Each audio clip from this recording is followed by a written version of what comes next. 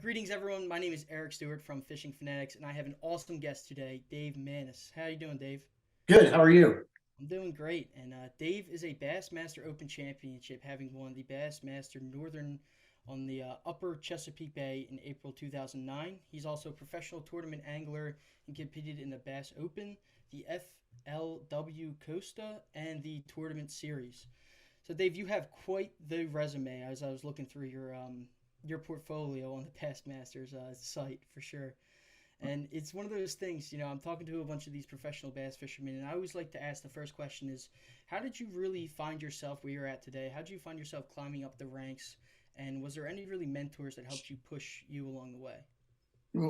Yeah. There were many, but so I was into sports my entire life, but I did fish. Ever since I was a little kid. I grew up in a small town called Grover's Mill, New Jersey. There's a pond there, and it happened to be right down the end of my street.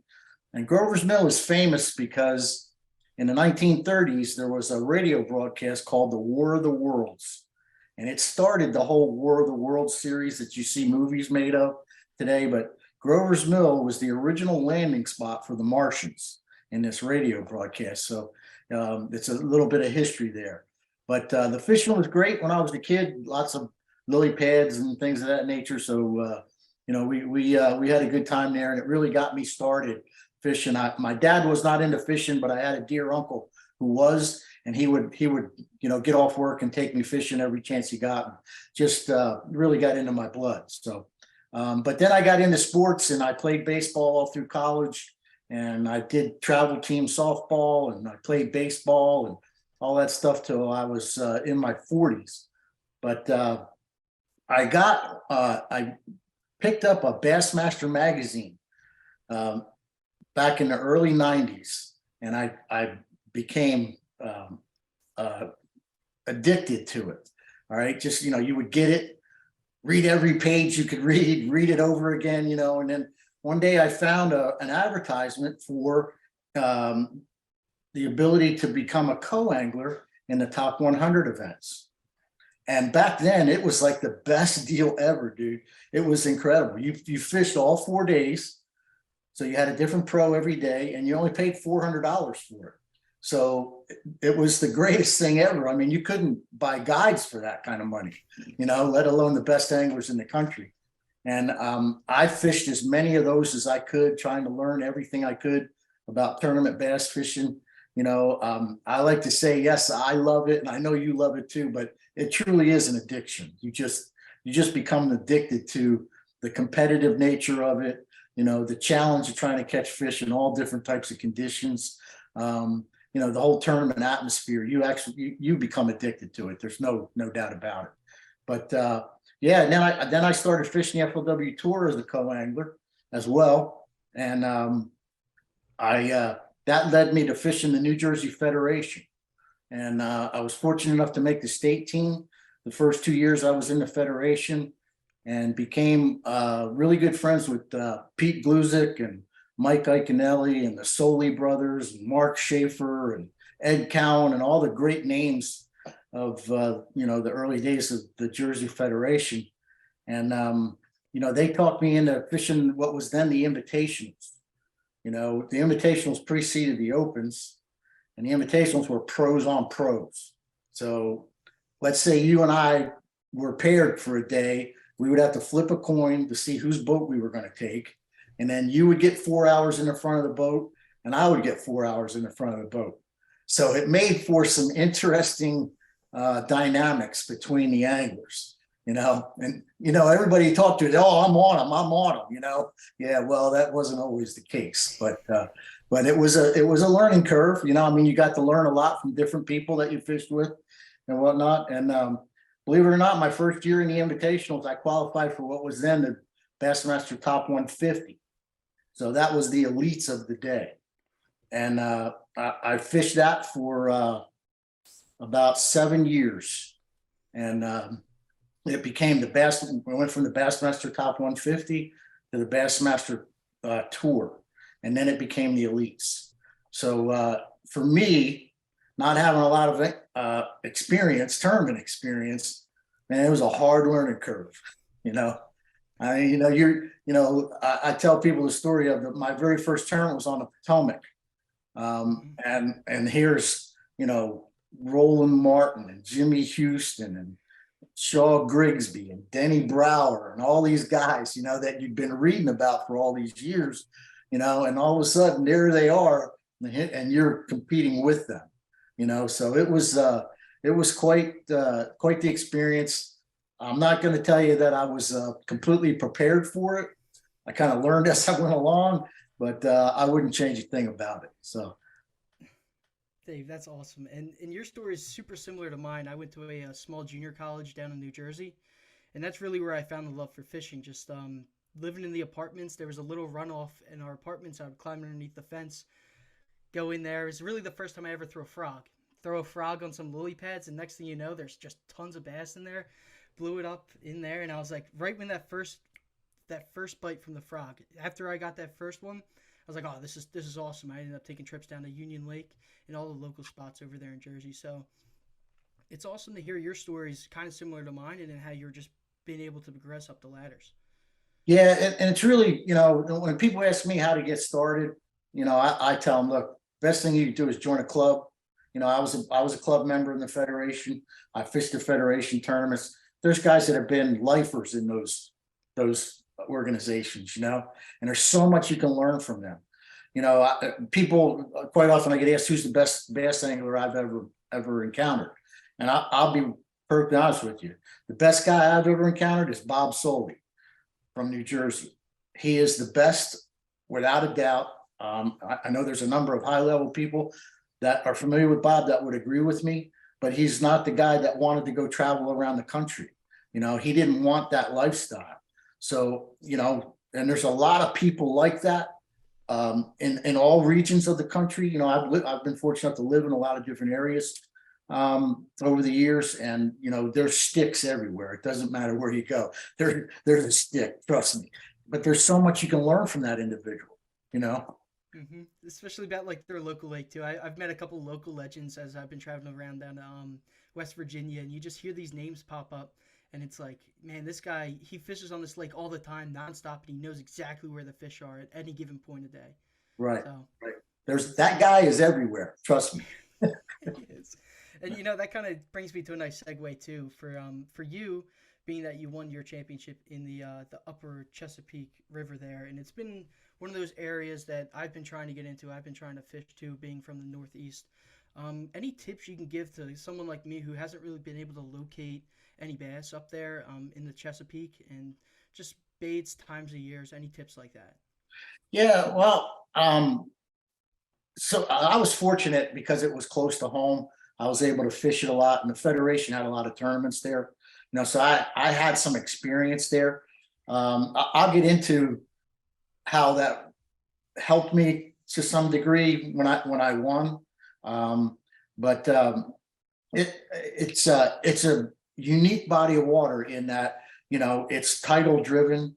There's, depending on the water levels, the salt water might be up higher in the bay than at other times of the year, depending on those levels.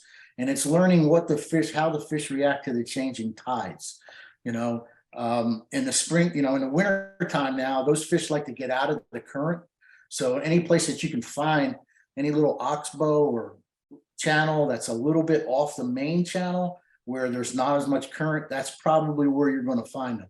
And they'll stack up in there. And one thing about bass, especially this time of year, is they like to group up by size. So if you get in there and you catch a 4-pounder, stay there a while, try to figure that one out. You know what I mean? Because there's probably more of them there. But then as things transition, they start to move towards those flats where they can spawn. And I don't know how the grass situation is there now, but when I fished it, the grass was the key. The grass edges, the holes in the grass out in the main bay. One thing about it, when the tide moves out, the tide moves in, that water starts to get muddy. So you want to kind of chase that mud line and try to stay in that clearer water. Don't stay in one area. Just kind of want to move with it and try to stay just ahead of it. And then the same thing as it's receding, it clears.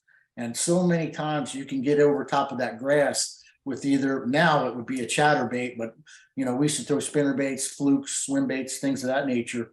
You throw them over those little pockets that are in the grass, and those fish will set up on those edges. And with that tide coming over it, they're looking for something that the tide's bringing them. And we used to catch them pretty good like that. But there's a lot of channels there too, where you can do a lot of cranking. And then of course, there's a lot of flooded wood, especially over on the eastern side of the bay. There's a lot of flooded wood there, and they like to spawn on that wood, believe it or not. And that was something I was looking for during my practice period for the tournament that I won. But unfortunately, the 2 weeks prior, they were on it. And man, I thought, well, we're going to crush them, and because actually Sully and I had fished a team tournament there 2 weeks prior, and we just missed winning the thing. Lost a big fish right at the end of the day that would have put us over the top, but that's fishing. But I thought for sure this pattern's only going to get better. And what happened was they'd gotten a whole bunch of rain and cold weather leading up to the event for the Open, and that changed everything. That one little change can disrupt everything and just like put a fork in your plans. Like, yeah. Jeez. And then, so you said you fished for the club and it helped you kind of win that. Talk to me a little bit about that, like your whole experience with actually winning a tournament like that, and then how it helped you fishing with the club in that local area. Well, the guys that were on my club, there was a guy by the name of Jimmy Flanagan. He'd made the divisional tournaments multiple times. Pretty sure he had fished a couple of national events. There were a couple other guys in there that had done really well. And they had a lot of experience on lakes that we were fishing. We would go all the way from the upper Chesapeake up to Champlain, So we fished a lot of different lakes and under a lot of different conditions. The Hudson River was one of them. I don't know if you ever fished up there, but fishing those water chestnuts is a whole different experience, So I was able to acquire a lot of information from them and gain a lot of experience fishing with them. And it was a unique situation. That was the neat thing about being part of the Federation. Our club shared information, which was important to your success. We didn't necessarily say, look, this is where I'm at, but this is what I'm doing. And that would key you into maybe doing something on finding a location on your own. And then later on, when I made the state team tournaments, with the divisionals, again, the Soli brothers, Gluzik, Iconelli, all those guys were on those teams. We'd sit down in a room at night and share information of what we had experienced during the day. Same thing, not locations, but techniques that worked that day and what we were looking for and what we found where we had success, so that other guys could go out and find it as well. So, when you put all that together, it's a great educational experience. So, as far as the Open that I won, I had been there several times with early Federation tournaments and realized that those fish like to relate to rock early in the year. And although this tournament was in April, we really had like early March conditions because of the cold weather and the rain. And it was odd because the first couple of days of practice, it was terrible. I mean, it was absolutely terrible. And the last day of practice, if I remember correctly, it was about 35 degrees. It was a 30-mile-an-hour wind, and it was pouring down rain. Your hands are so cold, you just couldn't tie a bait. I mean, it was brutal. And it's the only time in my career where I came back to the dock and Mike Iconelli was out of the water already. I stayed longer than he did. I was so proud of that moment, because he's like a dawn to dark guy. We used to stay together, and he'd come in hours after dark, but that day, right at the end of the day, I went up into the Susquehanna River and I fished a couple of rock piles that I was familiar with from those previous years. And I noticed that there were some fish. I could see them on my side imaging. I could see some fish on those rocks. But if it's going to be hard for me to describe this to you, but if you had a rock pile and the current's coming over it, the fish were so tight to the rock pile that if you used anything lighter than a 3/4 ounce jig, the current would wash it over top of them so fast they couldn't get to it. But the 3/4 ounce jig would fall down right into the pocket where they were sitting out of the current, and you could catch them. So I got a bite and I set the hook, and it was like a 4-pounder. And trust me, they were hard to come by in that practice. So I went to another one and I pitched in there. I got another bite and I shook it off. And I went to another one. I pitched in there and shook it off. And thought, well, I know what I'm going to do tomorrow. Whether it's successful or not, I don't know. So the first day of the tournament, I went in and I ended up catching 19 pounds. And it was pretty strong. I mean, I didn't get a lot of bites, but the bites I was getting were good ones. So then I went back to second day and did the same thing. And as far as I know, I was the only guy doing this. Everybody else was out in the bay. They were up in Furnace Bay trying to look for spawners. And although there was a ton of fish up there, guys were catching 30, 40 fish a day, but no keepers. They were all below. Correct me if I'm wrong, but it's still a 15-inch limit on the upper Chesapeake. Yep. Yeah, they were catching, fish below that. So the second day, I only had 6 bites the second day. And I lost a 6-pounder. I broke it off, on the rock pile, unfortunately. But I came in with 17 pounds. And I thought, well, at least I didn't hurt myself. Now, you got to remember the first 2 days, there were 2 limits weighed in of 22.5 pounds of smallmouths. And these were guys that were running up to the dam in the Susquehanna. And I don't know if you've ever been up there, but it's a treacherous run. Lots of rocks and things to hit up there. So I thought, well, I don't think they could catch another 22, but at least I didn't hurt myself, So so I came in and I ended up, actually, I was the only out of 186 pros in that tournament, 8 of which were classic champions and 16 were elite anglers. I was the only one to weigh in a limit both days. That's how tough that tournament was.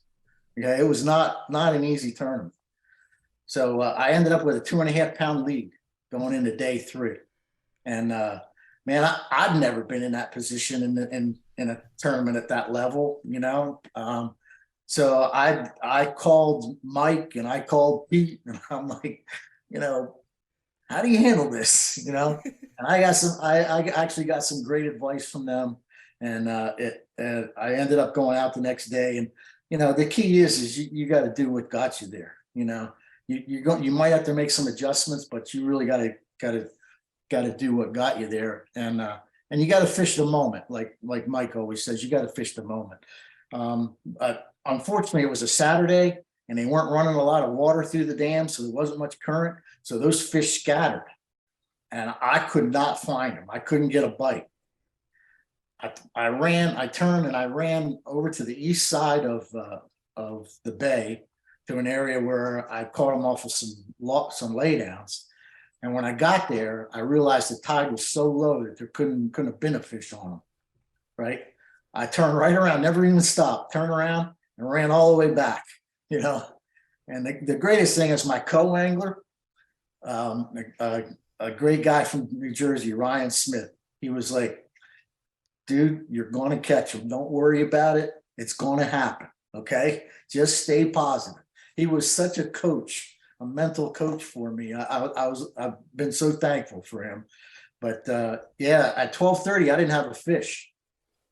And then around 1 o'clock, I caught one. And in the next 45 minutes, I ended up with 3 that weighed 10, 15. Okay. And then we had to go in. So now I'm panicking, I've had this opportunity and I've blown it, and I'll never forget, I got into the dock and if I'm talking too long about this, stop me, but it's one of those moments you just never forget, I get to the dock and Frank Scalish, who had one of those 22.5-pound bags the first day, he gets in my boat and he says, well, you got them? And I said, no, Frank, I don't, he goes, really? I go, no, man. I said, they just didn't bite, and he said, I said, how about you? You got him? He goes, well, I got it, and I go, what do you mean you got it? He goes, I only got one, but it's like a 5.5 pounder, right? So I go, wow, that's a nice one. I said, but I got it too, because I had a 5.5, and he grabs me and hugs me and goes, dude, you won. It's awesome. I'm so happy for you. And I'm like, whoa, Jack, you can't do this to me. You're going to jinx me. You can't, count your chickens before they hatch, and he's like, no, I know you got it. I know you got it, So we get up there to the weigh-in. Of course, I'm leading it, so I'm the last one to weigh in, And there used to be a great gentleman who did all the bumping for bass named Pee Wee. He was from Maryland, just a super guy, and he'd been bumping my fish my entire career up to that point, And I get up to the tanks, and he looks in my bag, and he looks up at me, and he goes, "How late were you?" And I'm like, "What?" He goes, "How late were you?" And I'm, because now I'm in a panic, and then I see him smile. I go, "I'm going to choke you," So he said, "I'm just messing with you." He goes, "Man, congratulations. I'm so happy for you. You got it." And I look at him and, "Don't do this to me." I said, "They ain't been weighed yet." And he looks at me and he goes, "Dave, I've seen all the fish." Right. So I'm like, oh my God. Well, I immediately started crying. I'm not ashamed to admit it. I'm Italian. I'm emotional. I start crying, One thing, a year earlier, my mom had passed away. And every time I went to a tournament, my mom said, "You're going to win this one. You're going to win this one." And I just prayed she'd be there when it happened. And unfortunately, she wasn't. So that moment kind of caught up with me, And then I got up on a stage and they weighed the fish. And once Chris Bowes announced me as the winner, I think he'll tell you today it's still the best hug he ever got. I grabbed him and picked him up off the stage and hugged him, But yeah, it's a pretty special moment. It's so hard to do. There's so many great anglers out there. You just don't get that opportunity that often.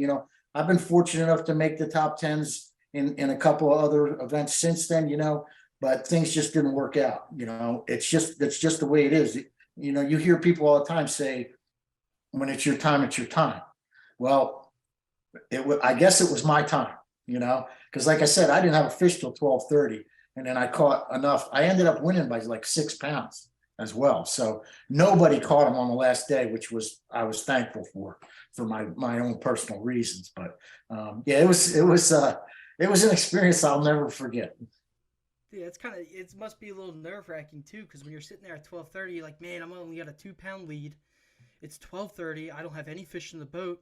They're not where I'm normally catching fish. It's like, oh my God, the panic starts setting in. It's cool that your co-angler was there too to kind of calm you down, and be like, hey, you know what? Things are going to turn around. You're going to be fine. You're going to be good. Yeah.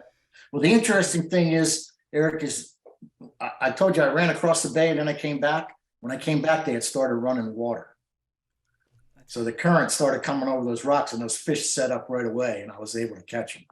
So, that was a good thing. Man, it's like the perfect storm. It's like luck's on your side, but then also you just stay true to your game plan too. Yeah. Yep. Exactly. Yep. That's awesome, man. It's an awesome story, and I appreciate you taking the extra time during that story and just explaining the entire thing, because I think our listeners will get a lot from like that entire like series of events, going from practice, how it was terrible conditions, especially up in the Northeast. I'm really familiar with the terrible conditions up here. It seems like winter comes in quick and it doesn't want to leave us. Oh, no.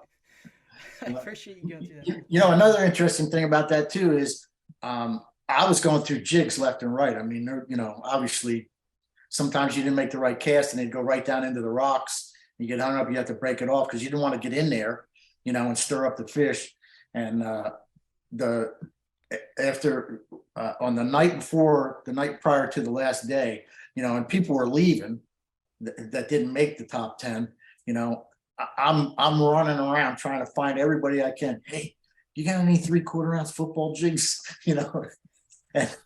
and fortunately, I was able to run into a number of people who had some and were willing to give them to me. So, I've always said fishing's a great fraternity. You just meet some of the greatest people, and I know I mentioned some names to you earlier that I had met early in my career. I'm still friends with those guys, which says a lot about the people that we have within the industry. It is like one huge fraternity. Even like I belong to some Facebook groups, and the people that are on those Facebook groups for fishing are just like willing to give away information, willing to help you catch more fish. Right. And it's amazing. It really is. Even like you joining this podcast with me today. Like I didn't know you before this podcast. We could just sit down and talk about fishing. It's an awesome culture for sure. Yeah, it's something we all have. If you love it, you got it in common with somebody, and they're always willing to, always enjoy talking about it. So it's a great fraternity. It is. And Dave, I was just looking at your resume too, and some other things you do. A little bit outside of the fishing realm is you started the annual Special Olympics Benefit Bass Tournament. Can you tell our listeners a little bit about that? And is that one located in New Jersey? Yeah, that was.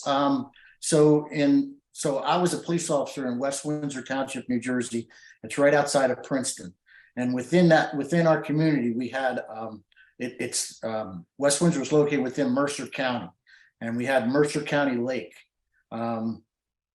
Some people in your area might be familiar with it because it's a big softball, soccer venue, great facility, and it's got I want to say it's 400-acre lake there. It may not be that big, but it's somewhere close to that. Had some decent bass fishing in it, but because it was located in my community, I was able to start a tournament there to benefit Special Olympics. And it's an all-electric lake.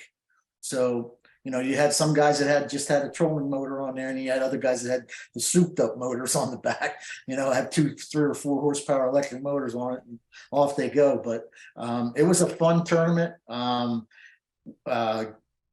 it just like a BASS event. However, during the weigh-in, we would have some of the Special Olympians there to help us with the weigh-in.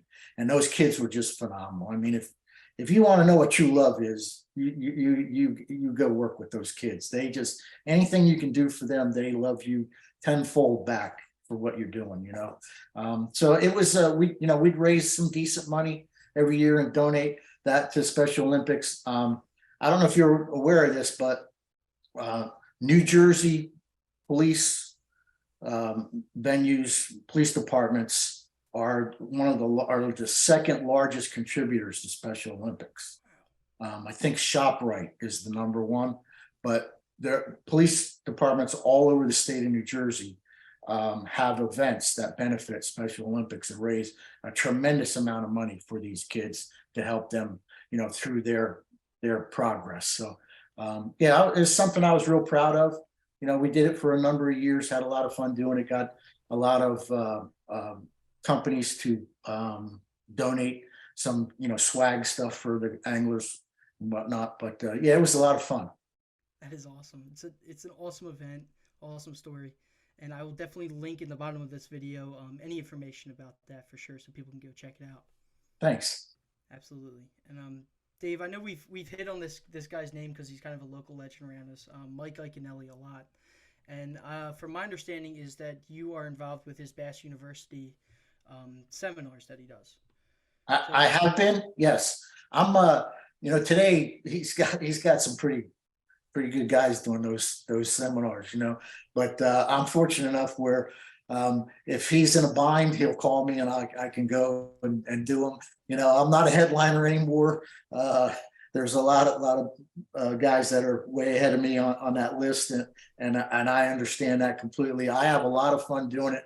I was actually part of the first one he ever did down in South Jersey, along with Greg Hackney and a bunch of other guys, and it was awesome. And I knew it was going to be a big success. So I'm real proud of being part of that. I still stay in touch with both he and Pete as far as Bass University goes, and I still I'll get into some other things that I do as well, but Bass University for me is probably the best buy for somebody who wants to learn how to fish, because you can resource so many different techniques and so many different approaches to different conditions. It's definitely a tool that you can use to shorten your learning curve. I love it. I love it. And some of your seminars on there, just tell our listeners a little bit about what you talk about, what you specialize in, whether it be techniques, baits, anything like that. Yeah, I do some on spy baits, on flipping and pitching, some jig fishing things. I think I did one on frog fishing too. But yeah, they're a lot of fun to do, and fortunately, some of those that I did for them early on was when I was living on Toledo Bend in Texas, and Mike and Pete would come down and Jeff, and we could film a bunch of things there, get a lot of things knocked out in one day on that body of water, but yeah, it's fun. And you try to give everybody as much as you possibly can. Not everybody does everything the same. And that's what I try to tell people, it's what fits you, like, I like a certain rod, a certain reel, it's like Fords and Chevys, you may like a Ford, I like a Chevy, it's what you have to feel comfortable with the equipment that you're using, and I may get a different feel through one rod than you do. So it's always important to put different rods in your hand to see how they feel to you and see how they're going to react to a bite or, setting the hook, things of that nature. So, there's not one set deal here, and that's usually what I try to present in my seminars. I give you how I do it, and then maybe some alternatives to doing it, just some suggestions that you might want to try as well. So they're fun, especially, and it means a lot when somebody comes up to you and says, "Hey, I saw your seminar and I really liked what I did. Now I do the same thing," or whatever, that really makes you feel good. Yeah, just inspiring people, right? Yeah. And just giving them little tips whatever they can pull to make their fishing game better is just always the goal. Absolutely. We want you, and in my seminars, I tell everybody, you may not become a professional fisherman. And I'm not trying to push you to be a professional fisherman, because actually it's a terrible way to try to make a living. But, and I'll get into a piece of advice that I was given a long time ago, but you may not be a professional fisherman, but the goal is to make you a better fisherman so that when you do go fishing, you enjoy it. So there's a lot to be said for that. Definitely. It's like, even like my whole goal is, like, I'm not trying to be a professional fisherman, but I'll tell you right now, if I can go out and not get skunked, that would be great. Yeah. I say the same thing, Eric. We all get skunked from time to time. Trust me. It's the most humbling sport there is.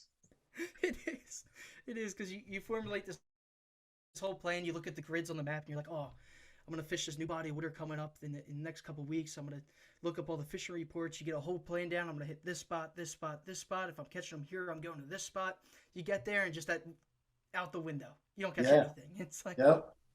Well, see, the biggest deal in that situation is being able to throw it out the window. Yeah. Because what's is it, the definition of stupidity or something? Insanity. Yeah. Insanity. Doing the same thing over again, expecting a different result. That's fishing, dude. That is fishing to a T. You keep throwing that frog. It's like frogs are the most fun thing to catch a fish on. But how many times have you thrown out there in your first couple casts, you catch one, right? And it's like, oh, they're on it today. And you throw that for 2 hours and don't get another bite, right? It's like, I'm insane. I am insane. It happens way too often for me. Yeah. That's too funny. All right, Dave, little wrap up pieces here.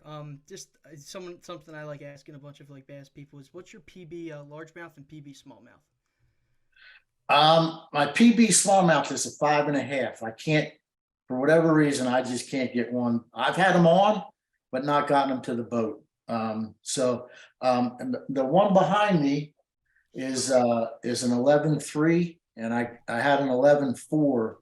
That was on Toledo Bend, and I caught an 11.4 on Falcon about a year before that. So, and I'm sure I've had bigger ones on, but I didn't get them to the boat. But that's So I'll give you a quick story on this one.